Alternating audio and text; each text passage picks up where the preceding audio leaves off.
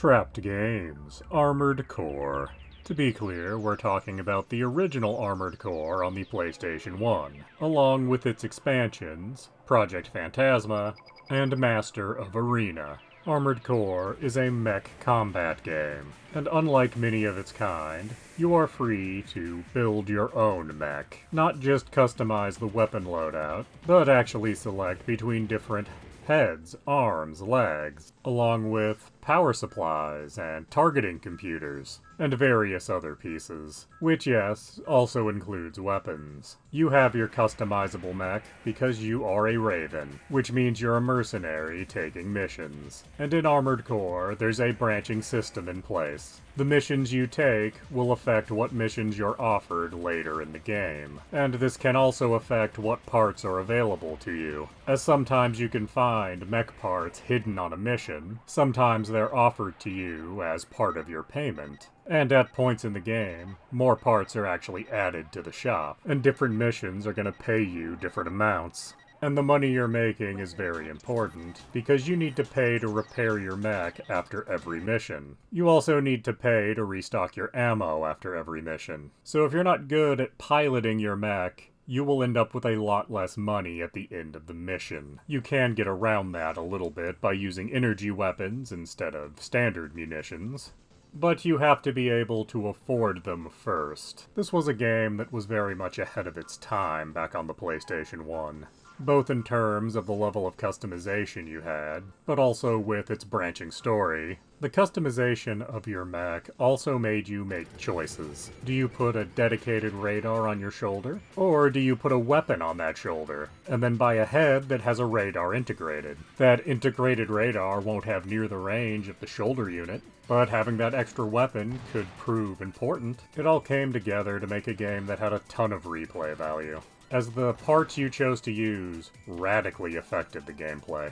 And the parts you're using will also limit your effectiveness on certain types of missions. And of course, its two expansions would also be affected, although not to quite the same degree. Project Phantasma was the first expansion. It had more missions, but they're linear. They did away with any branching in this expansion. You could use your save from Armored Core, but it could also be played standalone.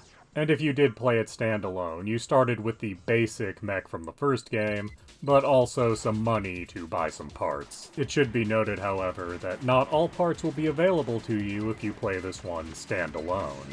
Project Phantasma also introduced the idea of an arena, where you could go and fight your fellow Ravens. And this was actually a very good way to make money in this game, because unlike missions, arena fights don't charge you for ammo or for repairing your mech. You just get money for winning. And if you keep doing the arena, you'll start receiving threatening messages from people higher up in the arena that don't like you as a young up-and-comer. Playing through this one will again unlock some more parts for the shop, and you can use your Armored Core save, or Project Phantasma save, in the second expansion, Master of Arena. Sadly, I can't actually show very much of Master of Arena. I was recording directly off of a PlayStation 2, and for whatever reason, it did not want to let me swap discs. I know my discs are just fine, as they worked fine in the PlayStation 3, which I have no means to record off of. But as you might guess, this greatly expanded the arena mechanic from Project Phantasma,